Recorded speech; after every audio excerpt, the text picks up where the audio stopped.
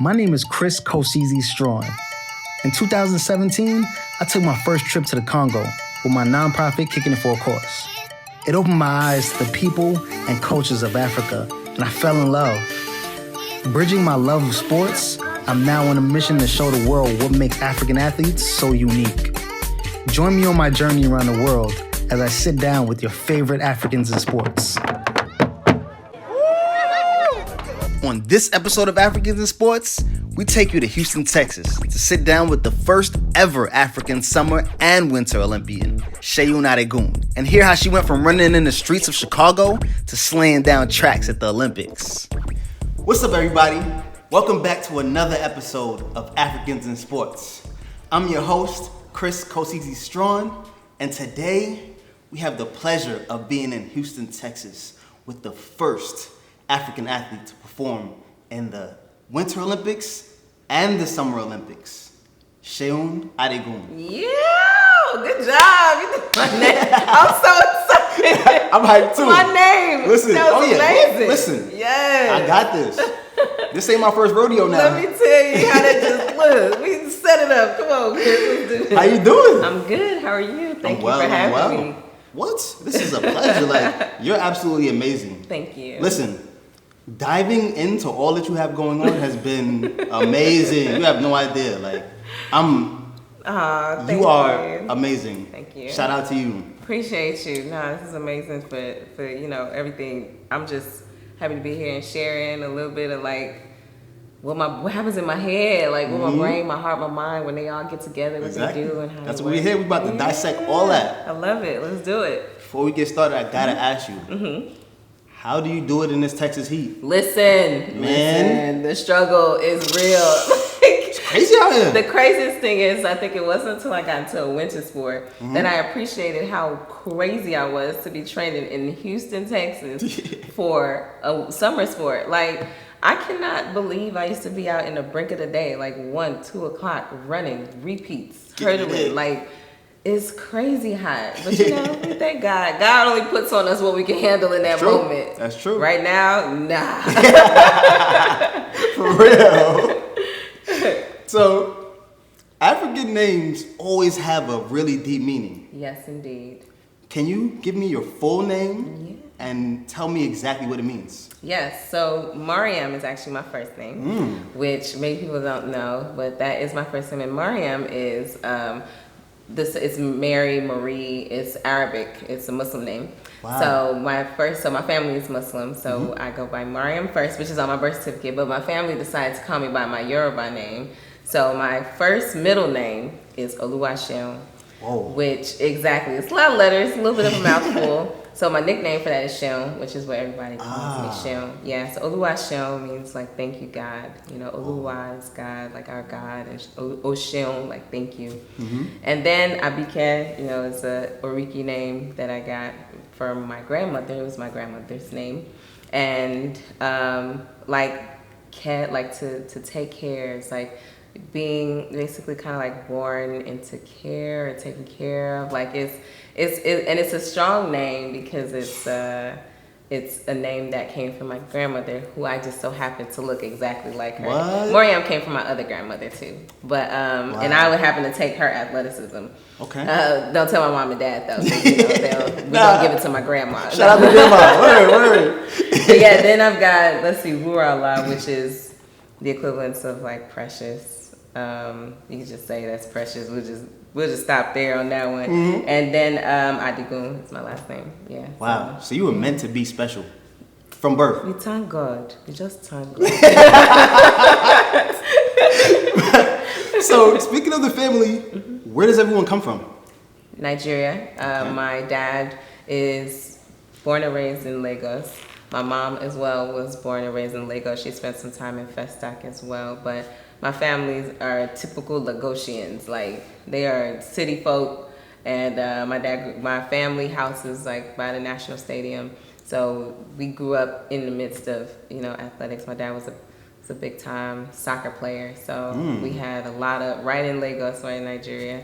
So yeah, we are a typical Lagosian family. Wow, athletic family. Yeah, for sure. Do you have brothers and sisters? I do. I have 3 brothers. I I have an older brother, 2 younger brothers. And it's funny because none of them are like athletes. They're athletic, but none of them are athletes. Okay. Yeah. So everyone's from Nigeria, but you're from the Chi, Chicago. I am. Take me back to the Chi. Tell me about growing up in Chicago. Oh, yeah. I was born in Chicago. I was born in the city. When I was about 5 or 6, moved to the north side of Chicago, area called Evanston. And so I spent most of my life in Evanston. Then like a year and a half before I graduated high school, my parents decided to move us all the way to the south suburbs. So I ended up transferring to another high school all the way in the south suburbs in Flossmoor. And then I ended up coming to Houston after high school. And I've been here ever since. Wow. Yeah. So you love Houston. I do love Houston. I do. It's where I've, established my adult life, and Chicago's obviously always going to be home. Same way Nigeria is home, but I've created a home here as well. So I really do appreciate what Houston's done for my life, for my growth. Great. Yeah. So how often do you get to go back to Nigeria? I try and go at least once a year, but many times I end up going multiple times a year, at least 2. When I was competing for Nigeria, especially in bobsled, it was like 3 times because there was a lot going on. But yeah, I try and get back pretty often. Okay. So you guys still keep the Nigerian roots going, like you guys are a typical Nigerian family, stick to it, and you keep it in your life still to this day, right? Absolutely. I mean, I think it's safe to say typical first generation, right? Like born and raised here, me and my siblings, but like we are Nigerian and just African to the core. Like everything we knew and understood growing up was all Nigerian, but once you leave and step outside those doors, then you're in America. You're living in American culture. You are understanding or being understood as a black man or a black woman. Right. But when you walk inside the door, you are an African child. You understand how you are to respect, how you are to operate, and how you are to live as an African child. And so there was a lot of tug of war mentally and emotionally growing up, not necessarily just between like us as kids and our parents, because I mean we thank God I have amazing parents, and I was blessed enough to grow up with both of them being able to share their influence under the same household. And so there was a lot to learn that we couldn't appreciate as kids, and I think it was a lot harder to appreciate because we're first generation and we growing up in Chicago. And some people will say like Evanston is the north side of Chicago, so it's not but you always can become a product of your environment. Right. And not everywhere is going to be peachy and clean, so I spent a lot of time growing up through a community center in the neighborhood and getting influence from that, and then coming home and getting influence from that. So yeah, it was an interesting complex to have growing up. What does it mean to grow up in an African household? What does that mean? It really means, one, remembering where you came from, right? And in African, particularly in Nigerian households, it is understanding your culture, understanding the levels, and particularly in my household, the levels of respect. I grew up with, you don't get to negotiate certain things with your parents. It's either it's said and it's over. There is no what did we or can I or nah. You lucky you were able to make eye contact with me while we had this conversation. It's just it's really intense in a lot of spaces. Or just learning how to cook. Like I'm the only daughter. I'm the only girl in the household. So I mean, by the age of 8, I'm cooking up full pot of stew for the whole family, and that's just expected. You need to learn how to do these things. You walk around here, I get it, we're not in a domesticated country, blah, blah, blah, blah, but you're going to know how to do these things because you're a woman. And so, there's just different expectations that are had for you as an African. And then there are a lot of things culturally that are not always understood because this is so much more of a liberal mindset type of country where Africa and Nigeria in general, even if you don't like something, you are not to speak on it because of the level of respect you are permitted to maintain. Right. So you can't just say, just because you don't like something or you don't want something or you don't agree with it, you just have to eat it because somebody older than you or somebody, and you have respect trumps all. So even if the person is wrong, respect trumps all. You just have to sit there and eat it. I love it. It sometimes sucks though when you're trying to grow up. You're like, I know these people ain't right. You just want to speak your mind sometimes, man. Just let them know. You know what I'm saying? But then you don't want to catch that nice slap that come all the way down the Mississippi River and catch you at the bottom. You're like, dang. Oh, we in America. I'm just going. You brought up cooking for the family. What are some of your favorite dishes? Oh man. So I am a big vegetables person. So I love stew, a Nigerian stew, particularly efo. Efo is a vegetable stew. So you can add any type of greens you want, anything from like spinach to collard greens, mustard greens. Those are the big three that I usually like to add. And it's based in like a tomato, bell pepper, habanero pepper, onion stew. That sounds fire. It's amazing. You Wow. add a little Maggi, put a little seasoning in there. Listen, when these cameras is off, we might have to do a little Let me something. tell you something. Look, I changed lives in the kitchen. I've been doing this for what? I hear you. Over 20 years now. When I say 8 years old, how old am I? Yeah, so I'm definitely a big, and I also like rice. You know, that's like a staple food for our culture. I also like, pounded yam. So there's different types of poundy or swallow, depending on what culture you're coming from, or iyan. There's semo, there's wheat, there's oats, there's eba, there's amala. Just give me all of them. I just eat all of them. But they're all just kind of like a grain based or a cassava based. But I really appreciate, especially as I've gotten older, the organic nature of how the food is. It's very grain and vegetable based. Sometimes people will lean a lot heavier on the grain, but you can also lean very heavily on the vegetable side. So I appreciate it. And plantain, I can't have rice without plantain. I love some plantain. Oh my God. Well, I'm Jamaican, so like, Ooh, yeah, we got that every meal. understand. Listen. Let me get some rice and peas. Yeah, man. I saw it go. You know what I'm saying? Yeah, man. Listen. So how often are you cooking Nigerian meals at the house? Every day. I don't eat out like that. I really don't. Save a lot of money. Oh yeah, I save a lot of money, and I think I just feel better. I know what it feels like now to just like eat at home, eat cleaner. It's because I've invested that time, I've invested that energy into myself and into my health, and so eating out just doesn't feel the same. It doesn't taste the same, and I think when you get the opportunity also to eat in other countries and taste what the quality of food is, you also start to appreciate when something doesn't really taste like real food. Right. Yeah. So I'm just kind of like, I'd much rather cook it myself and know exactly what it is I'm cooking than to consume something that I have no idea what I'm eating, even though it says on the menu that it's supposed to be this. Yeah. Dr. Adigun's coming out. Listen. I hear it. Listen. We're gonna get to that. Can you tell me some of the challenges growing up as a first generation in America, in Chicago? What are some of those challenges? It's crazy because I didn't identify as Nigerian probably until I came to college. I always knew I was Nigerian, but it wasn't something that I would be like, oh yeah, you know, and we Nigerian, or and we wear like Ankara print, or yeah, and we do this. And I think that honestly, I feel like it was our generation of young kids that started to break the mold for that being able to happen in this country. And then now like the surge of Afrobeat. But growing up, first generation, you couldn't really speak on being African because it was so negatively looked at, and the kids made fun of you so badly. African booty scratching jokes. Exactly. It was bad. And then people didn't understand my complexion. So people would be like, you're so dark because you're dirty. Like people don't understand that you just have different shades of dark. Yes. You know, so we grew up kind of, you know, almost sheltered in our Africanness, knowing that we were Nigerian and knowing that we about to do some Nigerian stuff now, you know, but it was almost like you turned it on and turned it off, but it wasn't something we really just owned. Kind of like now in this new day and age, you got these younger kids who are doing dances, African dances, you know, and they're really being proud about being African or having African descent.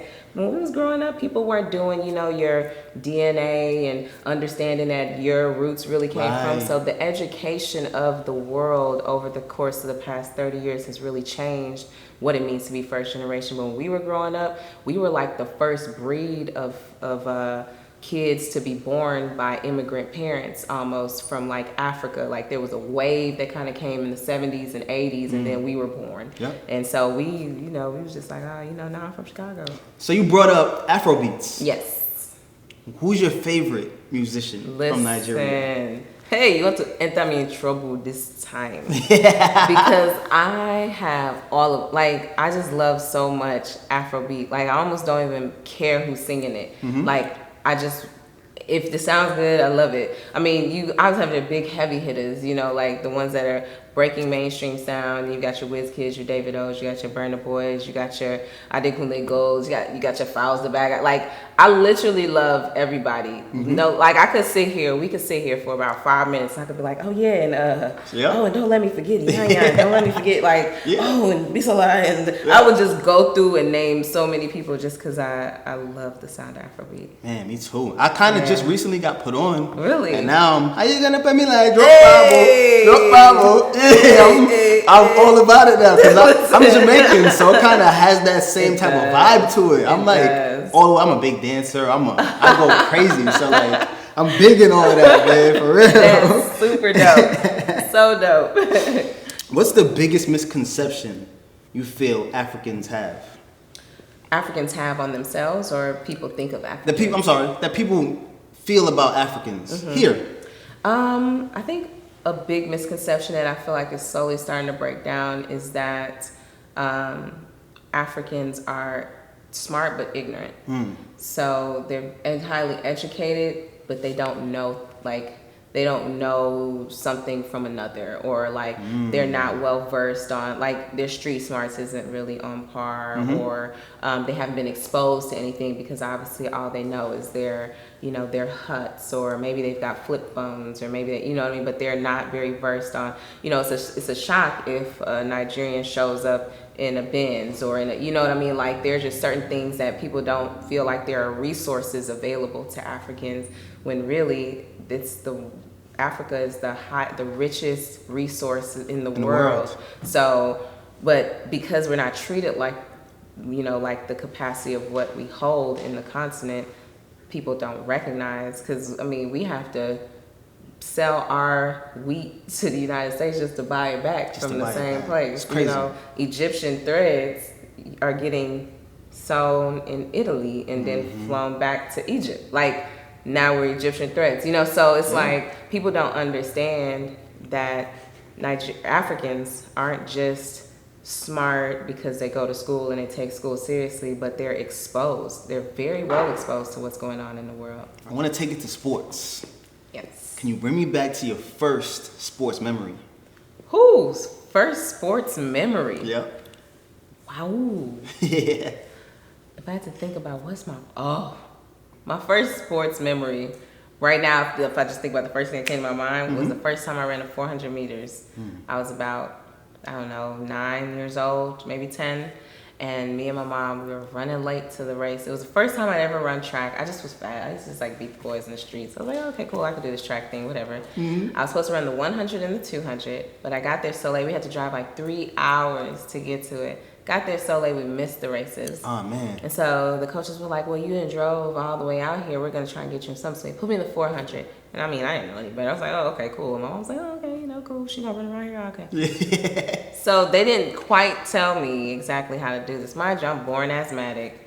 And I was just like, okay. So they said, okay, yeah, just run to here. And then I think they told me, like, slow down when you get here. And no, they just said pick up pace when you get, I don't know. They didn't tell me enough obviously that I can remember right now. I took off and ran like a crazy lady. And I was smoking them. Woo, woo, woo. Everybody was excited. Whoa, who's that in lane? Whatever I was in, just going. And then all of a sudden I came to 200. I was still okay, but I was like, whoo, it's getting kind of real. 220, 250, 300. Everybody was passing me, whoosh, whoosh, whoosh. And I was just like, I was having an asthma attack. And by the time I got to the line, I was like, and fell out on the line. What? And my mom was like, oh my God, hey, my job. She was so dramatic. She said, oh my God. She ran out. I was crying. I was like, I'm never doing this again. I did not run track again until I was 16 or something like that. Wow, wait, and how old were you? Were you 8 at this point? I was like 8, yeah. Wow. So it wasn't until I was in high school, and then the coach told me to come out. I was like, okay. So my freshman year, I kind of came out, ran a little bit, but I was like a basketball player. So I was like, okay, cool, I'll run. But I was so fast, they put me on varsity my freshman year, so I couldn't be like, oh, I don't want to do this, because everybody was like, whoa, you're a freshman on varsity? I was like, oh, that's crazy. Okay, cool, I'll just stay here. Yeah. Wait, so your first love was basketball? Basketball. Basketball is my favorite sport. I like the way to dribble. Hey, you get it. You know it. Yeah, you already know. Wait. So you hoop? I'm a hooper. Yes, I played ball. And crazy thing is, I was a tall kid, so I played power forward, and I had bunnies. Like I had like a 38-foot vertical or something, or foot. I wish 38-inch vertical. In high school, I was able to touch the backboard. I dunked on a 9-foot rim. What? Yeah. So, but I stopped growing in like 8th grade. So I've been the same height, but I was a big kid. Yeah. So I played power forward my whole life, and because I was so strong, powerful, and fast, I remained in that position all through high school. But nobody's recruiting a 5'5" for their center. Period. True. Like, nobody's doing that. Yeah. And then because I transferred high schools in the middle of my junior year, you know, that's a huge recruiting year. So I didn't get any looks from D1. So I was like, man, maybe I got to do this track thing. That's how I ended up in track. What made you want to do track from the beginning, though? How did that start at 8 years old? I didn't want to do track. I ain't gonna lie to you. I was just fast. So everybody was like, no, you know, they were just trying to convince my mom, like, you know, just let her run. And she was like, okay, you know, cool. And I was like, cool, I could do it. You know, like I was beating people in the street. You know, you just take your shoes off and throw your head back and race the boys in the street. And I was beating them. And they were like, you should run track. I was like, okay, cool. After basketball practice. Wow. Yeah. And then you're amazing in it. Can you imagine? You don't even want to do it. I didn't want to do it. And then, but you know, I'm a competitor. Right. I'm a competitor. So don't matter what it is. Man, I'm trying to win. Listen, Yep. you get it. Yeah, So I got out there and got real competitive, and then I ended up picking up the one event. I was like, well, I'm cool if I could jump over hurdles. Like that's cool. I can explore my adventurous side. So I was happy with that. I was like, cool. Wow. The basketball part. I know you have a famous family member. Did that have anything to do with it? Yeah, it did. Okay. So when Hakeem Olajuwon, by the way. Yes. Hakeem the Great. The Dream. Yes, the Dream. Yeah, he is my dad's cousin. And so, and it's crazy because everybody, well, not everybody, but like 60% of the men on my dad's side of the family, outside of his generation, are 6'7" footers. But then my grandmother comes around and she's like 4'11", because my grandfather was like a 7-footer. He was really tall. But then my grandmother was like little tiny. I'm like, how you just gonna kill our genetic pool like this, grandma? Like, grandma? dang, I love you, dang. There goes my, I could have been dunking on people or something, you know?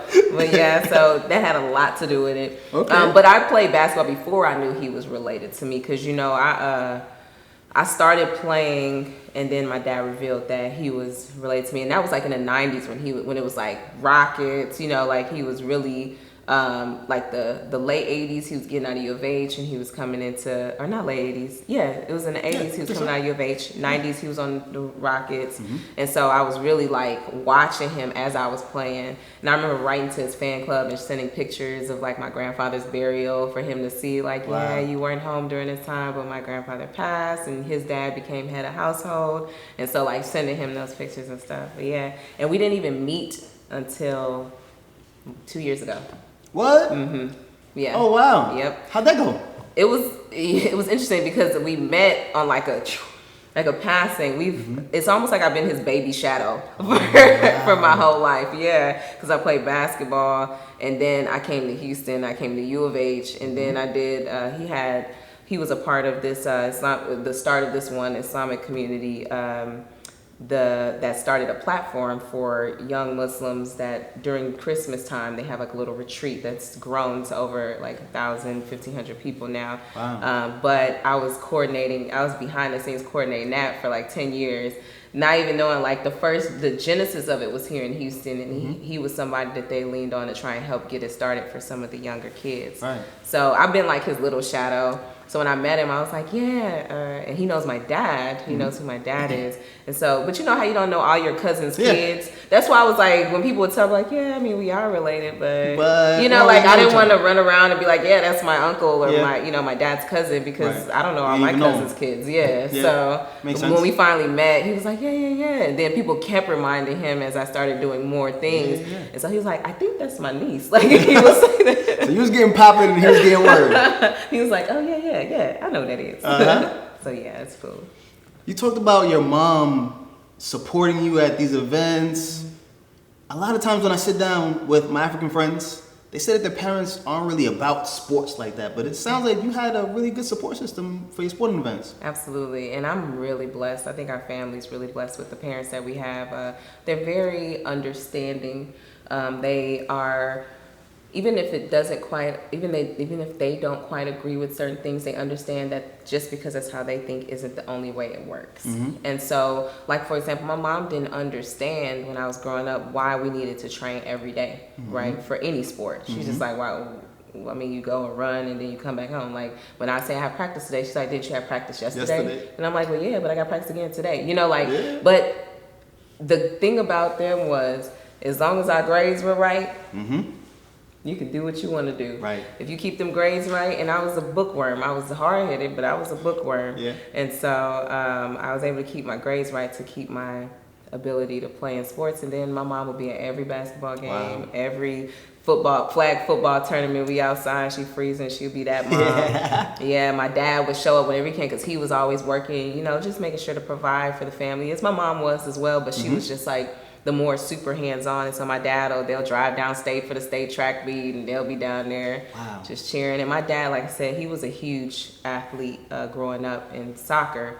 So he understands what it means to really have a passion for a sport and then be able to try and live through that dream, especially when you have the talent. And so he didn't want to bury his kids in their abilities. He wanted us to live through it, you know, like, I love that. And my mom as well. So, I mean, I also use that as a lesson for a lot of African parents who think that it's only about school.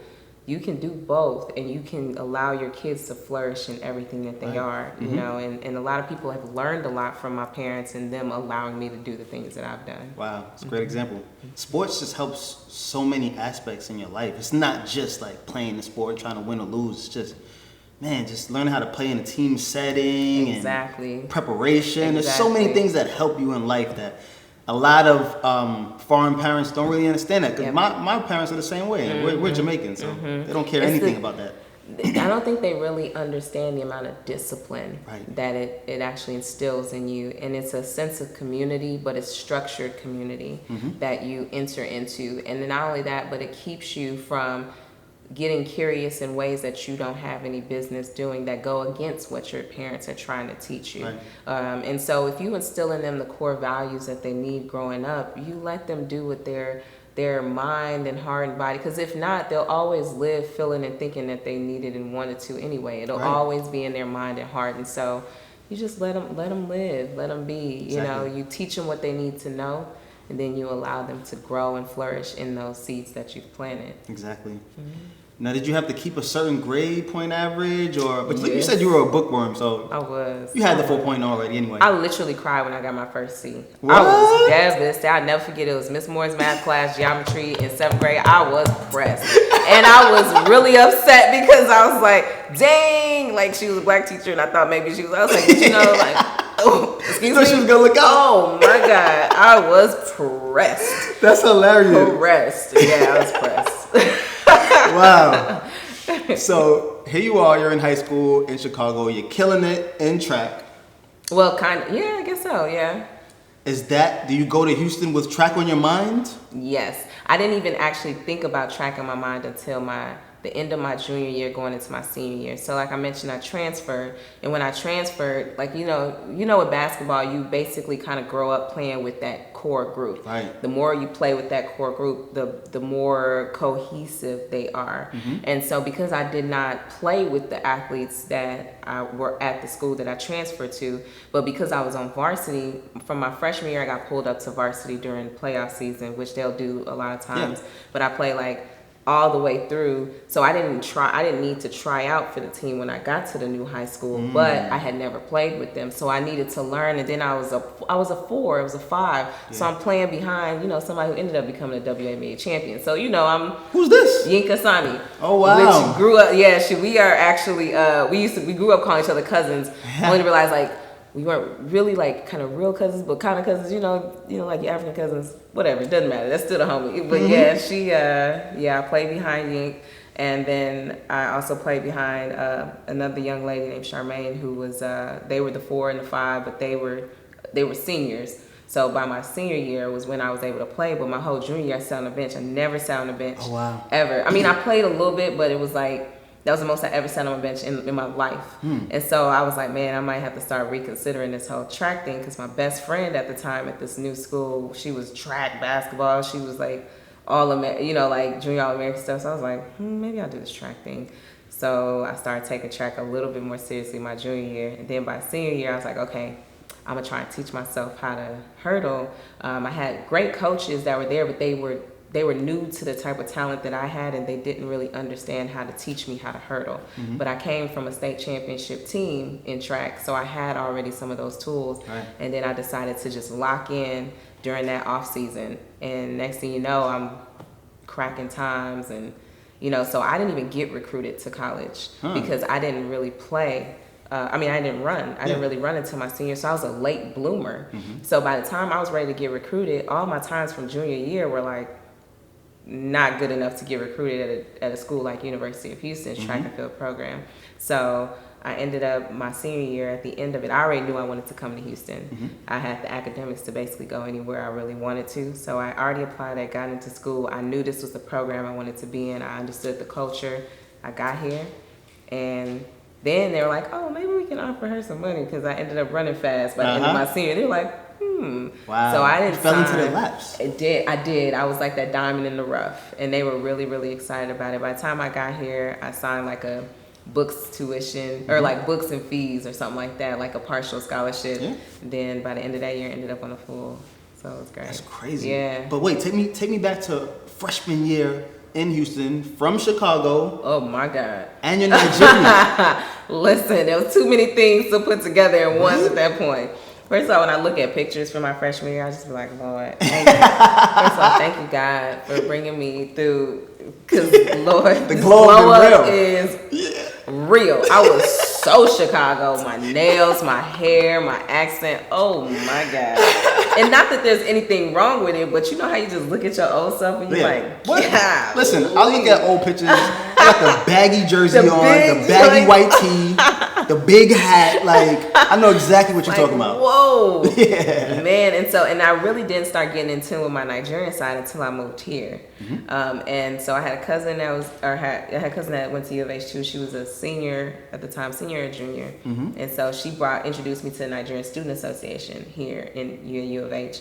And so I ended up joining there, and that's when I started learning stuff about Nigerian culture. So I was like, But there's a lot more Igbo Nigerians in Houston than there are Yoruba, and my family is Yoruba. And so it was really cool because I got to learn a lot, and I was learning from in a community of like, we didn't see tribes, like we didn't see the differences. It's only in Nigeria where they really understand, like, but here it's almost like, you're a black kid growing up in a white neighborhood. So you don't really see that you're white until you step out, or you're black until you step out into society, and they're like, oh, well, you're black, and you're like, oh, okay. Right. That's how it was. Like, we just all grew up. So it was really, really cool that I started to learn a lot about, and not to say I didn't know what it was to be Nigerian or Yoruba, because my parents did a really good job of making sure we understood that. Like, I could speak Yoruba, but when it came to identifying as a Nigerian, I wasn't really proud to do that until I came to Houston. Wow. Yeah. Houston really got a lot out of you. It did. I grew up a lot in Houston. I really did. People thought I was mature as a 14-year-old. Sheesh. Lord, when I look back at that 14-year-old, I'm like, y'all thought what now?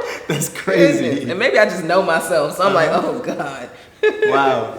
So, first year is pretty good. Do you think? Yeah. But it wasn't all high. From what I understand, you had a heart problem. I did. What's that first day like when you get that news? So I actually had the heart issue as a youngster. It's like 12. At 12, 11 years old. That's when I first got diagnosed with a heart condition. But it wasn't very well understood at the time. I think they had understood it kind of as like, a type of tachycardia, where it's an accelerated heart rate, where they needed to go in and kind of burn out some of the extra tissues that were in there. But at that time, it had just gone from open heart surgery to a catheter surgery, where they just stick basically little catheters through the vessels until they find the area, and then they zip them out. So I had that was pediatric. That was when I was a kid. And then every year after that, the condition started to resurface itself a little bit more and a little bit more until my junior and senior year of high school. I couldn't do certain competitions unless I was cleared medically by the cardiologist. And I remember just being so stressed out about like, oh, and I have to wait till the cardiologist clears me and make sure my heart is good, da da da da da. And so here I am thinking about trying to run track in college, and I'm like, you know, whatever, it's all good. And so that information just followed me on into college. And so every single year in college, I needed to get cleared before I could compete because, you know, the cardiologist needed to make sure my heart was strong enough for that. Right. And I did. And then they also were looking to try and get the condition treated. So by my sophomore year, they found me a really amazing cardiologist who was able to identify what was actually going on with my heart. And so by the end of sophomore year, it's like, okay, I'm almost done with the season. So he wanted me to get through the season, and then we would reconnect once the season was over, and then we'd talk about the options. But unfortunately, he was killed in a tragic plane crash. Yeah, so it's like before he could tell me what he knew, and before I could learn all these years going up, trying to figure it out, this man is tragically killed. Wow. And so I'm devastated because I'm like, wow, first of all, this is a man that I built a relationship with, obviously. And then I'm like, now I'm back to square one or zero, you know, with this whole heart condition. I had to start that all over again until I got to my junior year. After my junior NCAA championship debut as a hurdler, I made the hurdles, but I had an episode on the track. What? Which is where my heart rate goes into like beats of 250 beats a minute. It's just like, whoa, like it's just going. And I'm sitting there, and this was like the first time where that happened while I was running. I was like, usually I don't get like, because it'll have an arrhythmia, which is like a irregular heart rate. It'll just like it'll skip, like almost like, and I could feel it. It'll just skip a beat, and then once it does that enough, it's almost like it'll skip that, and then it starts misfiring, and it'll just go. And it's because like the atrium and the ventricles, the atrium sits on the top, they don't talk to each other right because the beat is skipping, so they'll just go into fibrillations. So I was on the track, and I was like, and mind you, I was the type of person where, because I knew I had a heart condition, I wouldn't touch my knees or like, you know, when people get tired, I never, and it wasn't even for anybody else, it was for myself. It was like, I didn't want to mentally feel defeated by anything that could fatigue me because I was afraid to die. Like I was afraid like, if I lay out like everybody else and close my eyes, I might not wake up. Right. So I would just walk and walk. And I might be walking like a snail, but I would just keep walking until I feel better. And then, you know, once I recover from whatever, it's a workout or a race, I would be fine. But that day, after the NCAA meet, I was looking just like this. I stopped after the race, and I was like, whew. I'm like, dang, that was kind of weird. You know, in my head, I'm like, dang, I usually don't feel my heart like while I'm running. And so I stood there for a little while. And the lady came to me after, you know, you got to clear the race off. It's a NCAA meet race, so you're like really strict. And I was like, yeah, but she's like, you okay? I was like, yeah, I'm good. And then I walk over to the side. Then I found myself touch the ground. And I was like, maybe I'm not okay. I was like, so I sat there like this. I just sat there for a little while with this like weird smirk on my face. And the lady looked at me, and she was like, and I told her, I was like, can you come here for a second? And she was like, yeah. I was like, you see those paramedics over there? You think you can tell them to come over here? Like, just like that. That lady looks at me like, I was like, yeah. She was like, okay. I was like, thanks. Just tell them to come over here. Because I didn't want to, you know, I just wanted to continue to be myself. The paramedics came there, and all of a sudden they're strapping me up to EKG. Well, I explained to them what was going on with my heart. They strapped me up to a EKG, and they're just watching my heart rate, and they're like, we're going to have to put you on a stretcher and cart you off. And I was like, oh, no, I can walk. And they're like, no, we're going to, you know, because you don't want to play with the heart. Right. Man, I was so embarrassed. They were stretching me out. Oh, man. On the ride. It was like that for like 45 minutes. And they were trying to restart my heart after a while, because they're like, you can't sustain these beats for this long. Or they were afraid I would like flatline or something. So they were like, yeah, we're going to have to restart your heart. I was like, no, we're not. We just going to wait until it does it by itself, because it does it by itself all the time. It just stops. Yeah, you know your body. Right. I was like, no, we're not. You're not about to kill me. That's not going to happen. We're not doing that. So they ended up letting it roll out. But the good thing was we had all this data now of what was going on, what the heart was actually doing. And so when I got with a new cardiologist, they were able to do the surgery my senior year again, the second time. Okay. Yeah. What made you want to keep going after that? I didn't want to. I quit multiple times. Wow. What? I quit multiple times. In college, I quit my freshman year. I quit my sophomore year. Wow. And I started to quit my junior year, but they were like, it's an Olympic year, you should just stick it out. And I was like, all right, fine. And then my senior year, I was like, well, we here now, it's the last year. But I was done. I had gotten into grad school in Tennessee.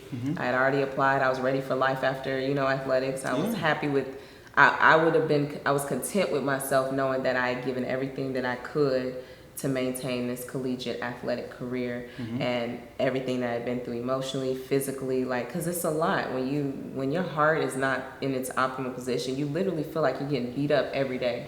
And so I'm like, it's like waking up every single day and volunteering yourself to get jumped and then go home and do it again every day. Like that's what the best way I can describe like the mental and emotional stress that was associated with like training. Because you're talking about training at the collegiate level. You're not talking about just like, I'm doing a pickup, race here and there.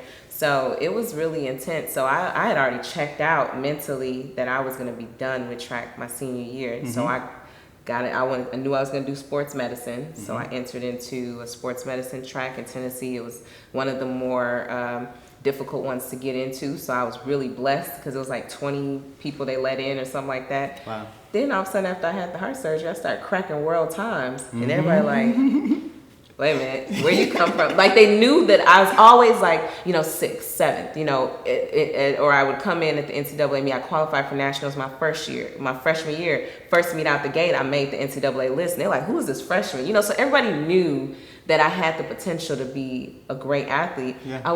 I couldn't get past my health barrier. Right. So when the health barrier wasn't a reason, I was out there like the Terminator. Just hurdling, blowing through things. And so my coach was like, so I don't think you should leave and go anywhere. I think you should stay here and we could keep training and you could become a coach. And I was like, well, I already got into grad school at Tennessee, so I think I'm going to go. He's like, well, what if we find something for you here in grad school and we pay for it? And I was like, that could work. Okay.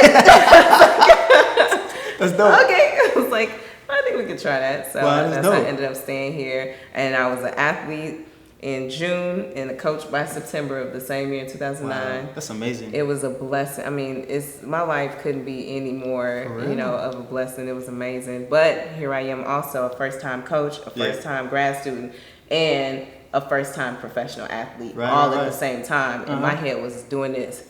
Yeah. It was all over the place. So made it through that. I admire your strength so much. So crazy. Wow. Thank you. At what point did you realize that you can be a professional? When I started, after the heart surgery. And it was after the heart surgery, I reached this level of I want to call it like mental freedom. Like it was almost like that was the first time. The first surgery, everybody else was all like paranoid, like, oh my God, you're getting heart surgery. You're like 12, you could die. And I'm just like, I'm not gonna die, y'all. Like, I'll see y'all tomorrow. When you're like 12, you're like, come on, man. Like, y'all stop it, cut it out. Yeah. But my senior year, like, I couldn't sleep. I was like, yo, this could be it for you, girl. Wow. Because what are the odds that the condition comes back anyway? And here I am, one of like, I don't know, 3 million or something. And then I'm doing the surgery again, man, this is a rough situation. So I was already on edge about the fact that here I am doing this surgery a second time, and so I was nervous. I was nervous that I was going to die, and so when I didn't die, I was on this like, I was just like, yo, I was living in my greatest space. Like I was so happy. I was I was happy because I appreciated life, and then I was just happy because I'm like, it's my final year. I'm gonna just have fun. Yeah. I'm gonna do the best I can, and so I was like floating. And when that happened, it's like you uncheck all of the expectations and you just let yourself be. You let your talent flow. You let your mind flow, and not even athletically, like in anything. and I just took off and I started sailing. Mm-hmm. And when I was on world lead times, and everybody was like, yo, like, it's time, like, it's your time. And I was like, whoa, I guess I can be a professional athlete, but I don't really want to, but fine. Wow, that's so crazy. Yeah. I love that. I love hearing that. I feel like young kids watching this right now, they're like, I can be her. Absolutely. But if you're in Africa, if you're in Nigeria right now, if you're anywhere. But they're like, she's overcame all of these hurdles. Mm-hmm. And here she is today doing her thing. She's a professional. You're amazing. Oh, thanks. No. Wow. Thank you. Yeah. Can you tell me about some hurdles that you had to overcome to get to the Olympics? The first Olympics was one just, first time competing for Nigeria. Mm-hmm. So it was my first time going back to Nigeria since I was like 5 years old or something. So I hadn't gone to Nigeria in maybe like 18 years or I don't know, something like that, 15 years. Mm-hmm. And so the cultural shock, the difference in organization, like the way things are run here versus the way things are run in Nigeria is definitely different culturally. And then just also, really picking up a new lifestyle and everything happening all at the same time. Mm-hmm. It was a lot, and financially it was a struggle, but you just find ways and you stay steadfast in what it is that you're doing, and you create the lane that you need to get to where you're trying to go. Right. So I had mad hurdles, but I was just jumping them like they was actual just hurdles. Like they was doing it in real life. Wow.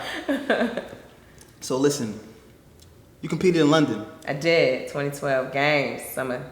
It's big time. That was my favorite place to be, was in London during the summertime. Why? Because I have family there. Mm-hmm. And then it was so much easier to get to all the European track meets if I was already in Europe. So I would just live there in the summertime for like 3 months. Okay. And just hang out with family, and so it was a great time. Let me tell you just about being in the moment. Mm-hmm. I have a nonprofit called Kicking It for a Cause. Awesome. We use sneakers as a vehicle to break down social barriers. That's awesome. The biggest thing that we've done is take shoes over to the Democratic Republic of Congo because they're working on contaminated soil and they don't have shoes. Shoes is my connection to life. So we got to raise thousands. The first time it was 30,000. This time we're up to 70. On our way to 80,000 now. Wow. And just when I was over there and I'm handing out these shoes, I'm seeing these beautiful people, these young smiling faces, and we're actually over here to save their lives. I kind of caught myself and I said, wow, I'm in Africa for my first time. Mm-hmm. I'm in Congo. Mm-hmm. And we're here helping these people out. I said, wow, this feels amazing right now. This is the best feeling that I've ever had. Mm-hmm. And I actually caught myself in that moment telling myself that. Mm-hmm. I wanted to know how you felt in your moment in London. Like, did you have that moment? Like, I'm here. Oh, yeah, I did. And I definitely feel like I had that moment more in 2018 Winter Games. But in 2012, it was that was accumulation of my entire life of hurdles in life. And like I was telling you, day in and day out, waking up, feeling like I got beat up, going back, doing it all over again, having this heart surgery, having that heart surgery, going here, doing that, not being recruited. It was a accumulation of all of these things that were riled up into one race. And I had a stress fracture in my shin at that race in my left leg. And so I was in the best shape of my life, and I could not compete at the best form of my life because you can't run a hurdle race perfectly with a broken crack in your leg. Yeah. So, I mean, you get it, right? So it was one of those things where it's like, I knew that coming out of college, I could have competed for the U.S. But because I think I was like number 6 in the U.S. and I had the number 1 time and number 2. I had the number 1 and number 2 time in NCAA because one was win legal and one was win illegal. So I was in a good space coming out, but I knew that I wanted to compete for Nigeria because I wanted to bring back something to the land that created the parents that I love, the land that created the culture that I represent, the land that I give tribute to regularly, yet I have not done anything for this country. So if there's something I'm going to contribute and I've been able to get the benefit of having my life back health-wise, I'm going to pour that into bringing up the value of Nigeria athletically. Mm-hmm. And so that was what I did in 2012. And so when 2018 came rolling around for the Winter Games, the premise had already been set. Like, this is what I want to pour into the country. And if there has never been an African bobsled team, we gonna bring it first from Nigeria. Right. We gonna let Nigeria bring this gift to Africa. Yeah. So let's do it. Wow. You know? Yeah. So you're successful in track, but you want more. Crazy thing is, I didn't want more. That's what's when I tell you I keep quitting, and then I just God is like, listen, little girl. Like, listen. Yep. I told you I wasn't done with you yet, and I'm like, but God, I just want to stop, please. God's like, get over here. Yep. I told you I wasn't done with you yet. Yep. And I'm like, so take me to 2016. Lord. 2012, I'll never forget. August 6th was my last race. 2012, I took the spikes off. Done. Mm-hmm. Done. I knew I was done. And so I sat out. I did nothing. And then I decided to resign from coaching at University of Houston in 2014 because at that point I got my first master's, and I felt like I'd been a biomechanist for a few years. I had a lot of success coaching, but there was something that I was missing. And it lived in the anatomy, and I needed to go back to school to get it. And so I resigned to go back to school to pursue a dual degree in doctor of chiropractic and a master's in health and fitness. So I was like, all right, so I have a master's in motor, behavior, and physical education. So that was where my first biomechanics background came from. But this one is actually in human performance. So now I'm not only seeing what I'm seeing with these athletes and helping them get better, but I can understand what their anatomy is doing to make these things happen. So that was the first time in my life in 2014 when I decided to step away from anything athletics. I wasn't a coach, I wasn't an athlete, I was just a student. And I was like, oh, okay. This is what it's like. Okay. And it was fine, but I knew that I needed to get back into a sport to stay relevant in what it was I was trying to do, which was help revolutionize sports medicine and create an opportunity for sports medicine to grow for all athletes across the world. And in order to do that, I, as a woman, especially as a Black woman and as an African woman, in order to gain my respect, being an Olympian might allow me an opportunity to sit at the table, but it won't really allow me to open my mouth at the table. So I needed to get back in the sport and understand what the body is actually physically doing while I'm learning what it's doing anatomically. Right. So 2014 also happened to be the Winter Olympic year in Sochi, and I had some friends from track who had gotten into the sport. So I was just like, well, I'm cheering for them. And as I'm cheering for them, I'm like, I think I could do this little bobsled sport here. It seems kind of interesting. And so I started getting curious, but I sat on it for like a year, like 6 months. I sat on it. Then I was like, It just kept rolling in the back of my head like, hey, this bobsled thing, you should try it. And so I thought about, like jokingly, I was like, oh yeah, we could do it for Nigeria. I was like, oh yeah, Nigeria doesn't have one, of course. And so, I was like, well, I'm definitely Nigerian American. And so I'm capable of being a US athlete as well. So I was like, let's see. So I just happened to do research one day and realized that 6 weeks from that date in 2015, it was in May, that they was going to have the US was having a combine tryout for the bobsled team in Dallas, which is a 3-hour drive from Houston. I was like, that might be my little window of opportunity. So I decided to drive up there. I trained for 6 weeks. I hadn't done anything training wise from 2012, August 6, 2012 until that May 2015. And I was like, all right, cool. Let's just do it. Good. Messed around and made the team, the US team. And I was like, God, what you guys Look at God. I don't know what's going on, but I'm going to see. Wow. Ended up making the U.S. team. So I was a brakeman for the U.S. and I competed on the World Cup, a couple races for the U.S. team, which is the highest cup you can compete at prior to an Olympic Games for that season. And it just kept brewing in the back of my head, like Nigeria, Africa had never had a team. And it kept coming. It's like it kept falling in my lap from different people, like, oh yeah, the sport's trying to expand, or man, they need more women's teams, or man, Africa was looking for their That's first. God whispering in I your was ear. like, oh my God. And I'm like, and all I'm thinking in my head is like, first of all, people drop their lives to do bobsled or drop their lives to go to a medical program, do a dual degree. And here I am like, oh, let's do both at the same time. And then you're telling me I need to not only do both, but start one for an entire country, which will then be for a whole continent who's never had a team. There is no blueprint.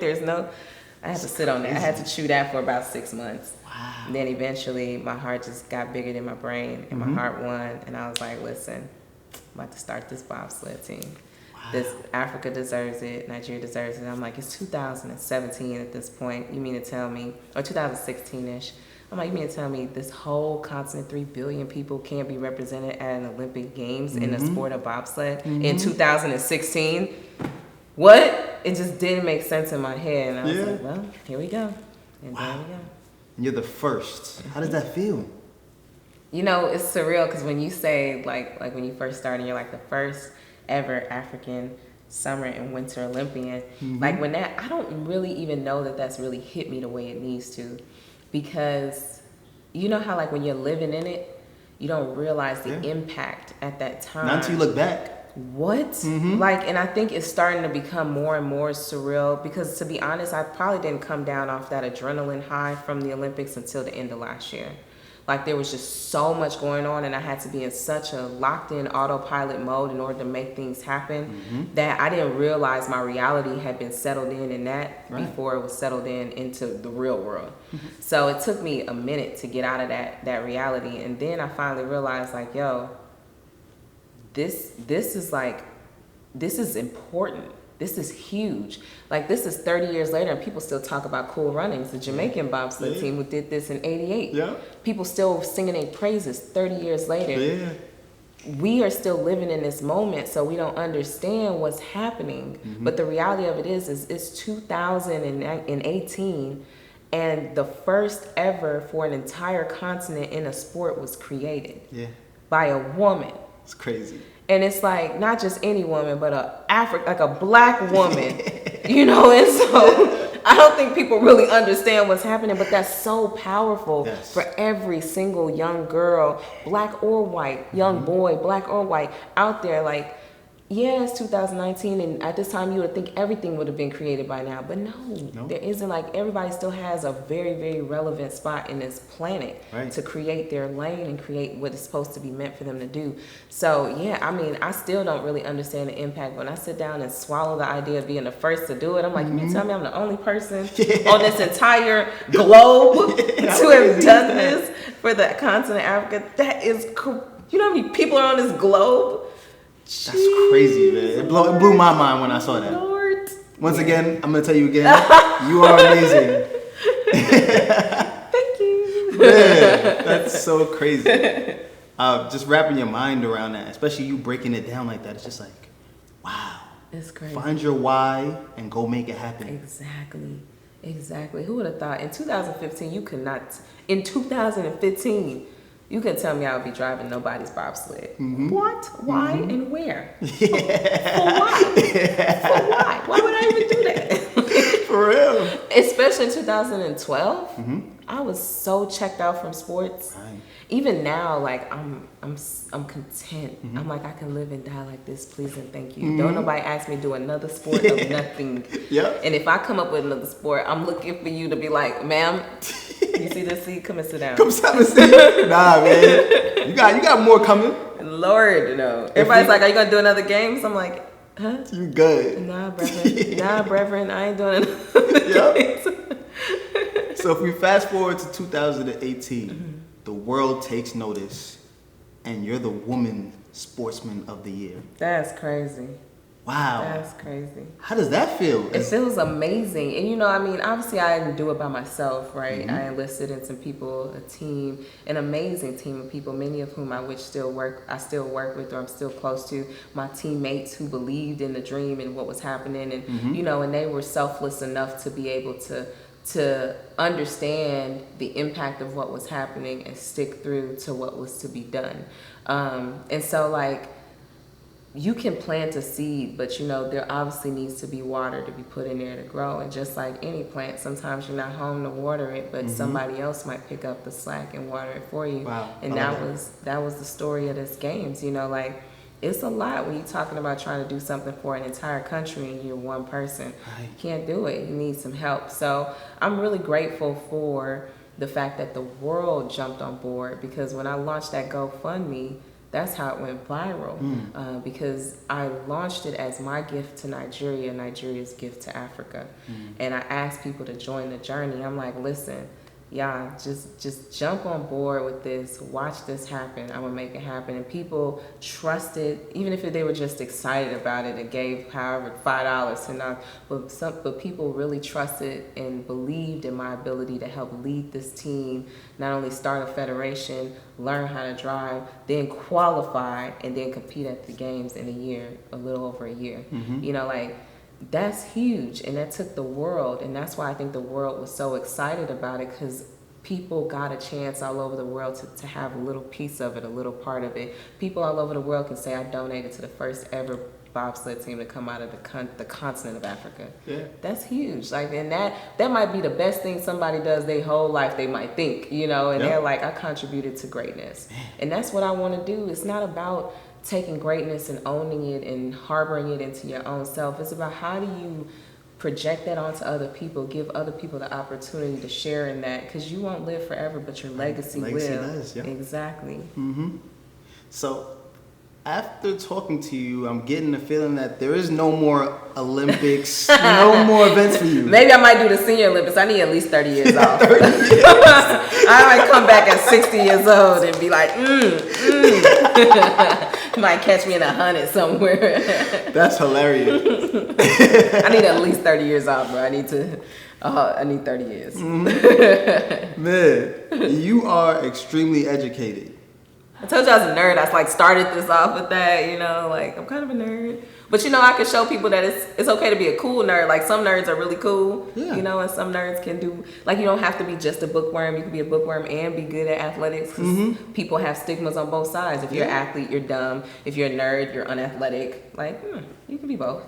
Every time I sit down with my African friends, they tell me my mom wants me to be a doctor or a lawyer. Exactly. They don't really like sports, and here you are bodying both of them. What?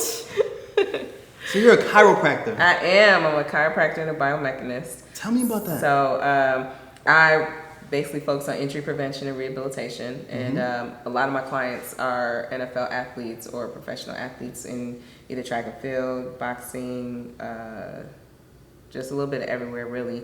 But yeah, so I see, like I said, my whole vision was about revolutionizing sports medicine, really trying to understand exactly what it takes for each individual person to be the best that they can be, because I do have a philosophy that's obviously not the most talented people who always end up at the top. A lot of times it's the healthiest people. And I mean, you can look at that when you think about D. Rose, or when you think about even this Golden State team, Golden State Warriors team that had all these injuries into this playoff season and the finals, you know, and it's not taking anything obviously away from Toronto and what they did and how incredible they played. But even within both of those teams, you know, there were some injuries and there were things that happened that couldn't allow people to be the best that they were, just because their body wasn't holding up. And I feel like there's something in sports medicine that we have to take ownership of, and then also implement so that people can be the best that they can be, as well as be the most talented.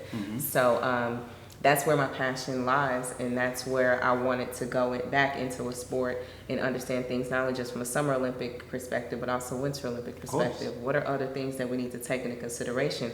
What are other types of sports that we can understand the way the body moves? And so I decided to become an anatomist. Like, the chiropractors are an anatomist. I need to know every muscle, every blood supply, every nerve supply, how it works, where it goes, what it does. I just need all of this information, because I want to be able to look at people and understand, this is where you're hurt, this is where you've been hurt, this is where you're vulnerable to being hurt, because this is where your body is lacking. And and so yeah, that's basically what I do.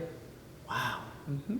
You're so young. I am. And you fit all of this into those years? Like, how? How does that even happen? I have a philosophy also of working smarter, not harder. So I like that. I was packaging stuff up at the same time. I like that. Out. We're the same age, and I'm like, man, what have I been doing in my life? I'll be out here like, how can I maximize this time? 24 hours in a day is a lot more than people give credit to. It's a lot of time. You can get a lot done in 24 hours. For sure. We all have the same 24 hours. Exactly. To make it work. Exactly. I just happened to, stuff a whole lot of mine. It wasn't always the healthiest 24 hours, because I'll tell you, between 2017 and 2018, I didn't sleep. I just took naps all day or throughout the day. Like I didn't actually, I think probably out of that whole year, I slept maybe a week.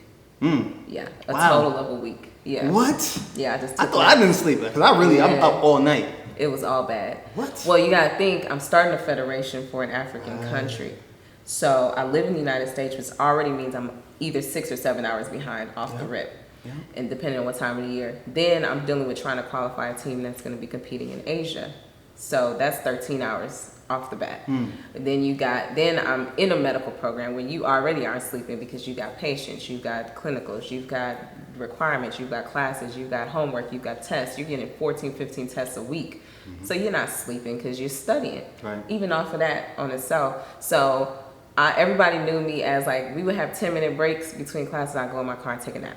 Like all I need, it got to a point where I could get a good 6 minutes and be ready. Ready. Or lunch was an hour, I would get like 15, 20 to eat, and then I would be asleep. So people always knew where to find me. I would be in my car taking a nap. That's it. That's where you find me. But I took naps all day. I'll maybe get like 3 hours a night. That'd be a really good night, like 3 hours in. And then the rest of the day, I just be like, all right, y'all, I'll be right back. I'm taking a nap. Y'all, if y'all looking for me, come find me. If I don't show up for this test, y'all know where to find me. Come get me. Come get me. I'm in the car. Wait, so what do your 24 hours consist of these days? So it's, I get pulled in a lot of directions, just like one, growing my individual brand now, as the first African to compete in both Summer and Winter Olympic Games, as well as doctor of chiropractic and a biomechanist, what I bring to sports medicine, just as not even just as an intellect, as a researcher, as just a scholar in these areas, or just an expert in certain things based on my experience as an actual athlete.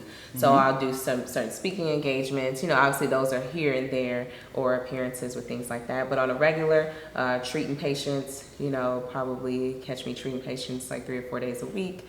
And then I work out also every now and again, and I love being able to work out whenever I feel like it, which that also feels pretty good.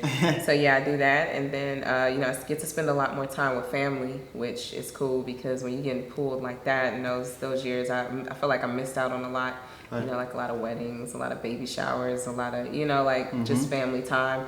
And when you don't always have a lot of family time, that tends to become the most important thing that you look out for, because it's just like your home base. It's a place of restore. It's a place of refresh. And my family and I were super close anyway. So it's just good energy. Everybody's really supportive. Everybody's really excited. And I have a lot of artistic creation in my family. Everybody in my family is artistic. So we got a rapper, we got a comedian, we got an athlete, we got corporate America, but he also created all the pills and the rest of the eldest. He put all the plants and everybody else. So, it's just really cool to be able to spend time with family. You're not just going to blow over these rappers and these comedians. Like, you got to tell me what's going on with that. Yeah, man. My parents, they got an interesting bunch.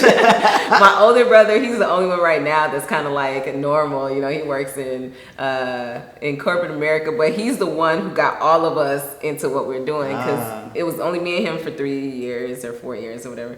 So I always wanted to be with him. So my competitive nature, he was a very, very busy kid, very troublesome, very busy. And so following him around, wanting to do everything he did, wanting to play with him, win all his friends over, that's how I ended up becoming really just dominant in sports. And then, talent obviously plays a role in that as well. But then my younger brother, after me, his name is Tunde. He's a comedian. He lives in LA, and he's been doing comedy. So my older brother, when we were younger, he would use us as his pawns, because he also was very artistic and theatric. So he would be in, he loved acting. And so when he'd come home, he'd be like, okay, you play this role, you play that role. And it's funny because I'll be watching my nephews and my godson. They get on YouTube TV and there's families. I'm like, man, that's what my brother used to do with us all the time. We could have been famous.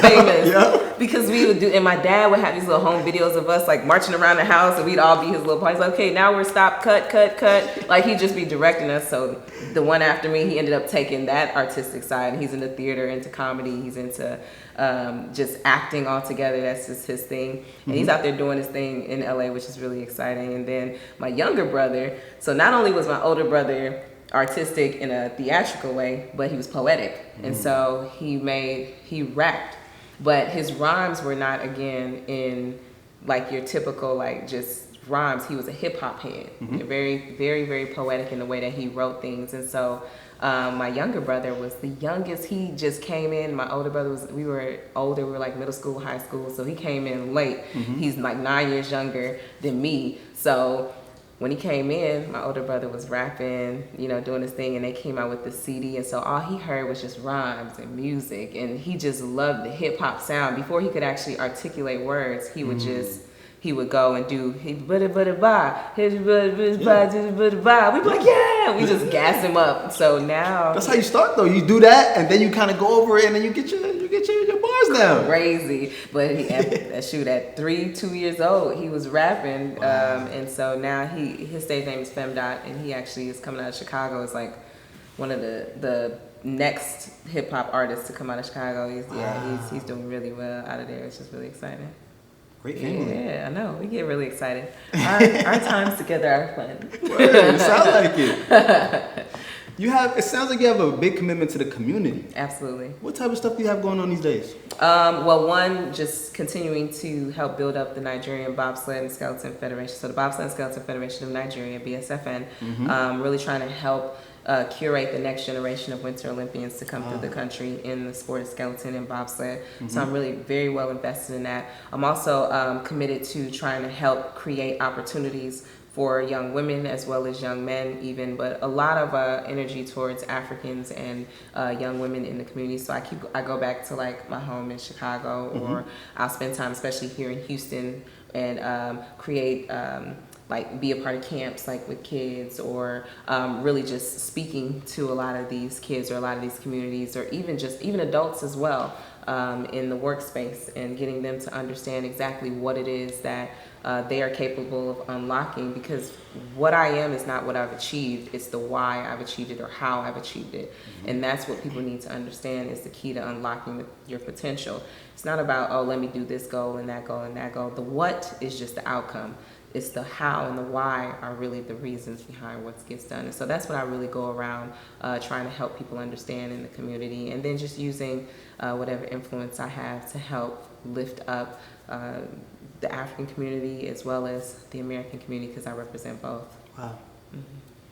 If you can give a young Nigerian girl advice right now, what would you tell her?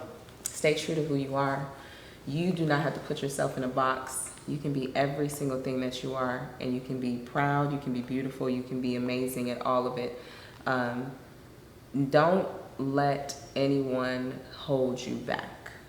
Because no doesn't mean it's a red light. Sometimes it's just a yield. Sometimes it's just a detour. Sometimes it just means you can't go that way. But it doesn't mean that you can't do it at all. Right. And so, just to believe in themselves. I always like to breathe life into people and remind them of their beauty, remind them of their royalty, remind them they're a king, they're a young queen, they are these people, not because I'm saying it, but because those are the attributes in which they naturally possess. Right. And they just can live in that skin. I love it. Yeah. In your TED Talk, you talked about conquering the fear of the unknown. Why is that so important? Because it's not until you really have tiptoed on the idea of taking a risk that you understand where your potential lies. People don't know how to achieve something until they've done it. Most times people don't even realize they're capable of doing something until it's already done. Most times, man, I can't do that. I can't do it. And then when it's done, they're like, bro, you just did it. I'm like, oh yeah, I did do it. So it's our minds that usually will hold us back. But again, even if I'm just talking in my anatomist brain, our body is designed to protect us. That's why when you cut yourself, you get a scab. That's why when you bump your head, you get a headache. Your body's going to try and protect your brain. That's why when you pull a muscle, it gets short. Your body is designed to protect you, just like your mind is. If something is pushed over the limit, your mind is going to tell you, no, bro, you can't do that, because that's going to put your body at risk, your mind at risk, your whatever at risk. So you have to be able to understand how to trump those reservations to be able to reach the potential that you're capable of unlocking. But people don't tend to get into that space because they're so concerned about the protective barrier that lives there. That's so true. Yep. So when you conquer the fear of the unknown, that unknown is that what's on the other side of the door. What's on the other, what is that protective mechanism that you're being protected of? Don't open the door. Your brain says, no. But that if you open it, you'll find on the other side exactly what it is that you seek. You just have to go after what it is that you want. That's deep. Yeah. That hit me right in my heart. Listen. I definitely wanna go to the mountaintops and tell the whole world about you. Hopefully everybody watches this. Listen, this has been such a pleasure. I was coming into it expecting so much, and I got so much more out of it. So I definitely want to thank you, and once again tell you how amazing you are. Thank you. Yes, thank you so much. This is Africans in Sports. I'm Chris. That's Seun. We out of here. Thank you so much for checking out this episode of Africans in Sports. Don't forget to check out our other videos. And like and subscribe, because we're hitting you with all of the dope interviews with your favorite African athletes right here on Africans in Sports.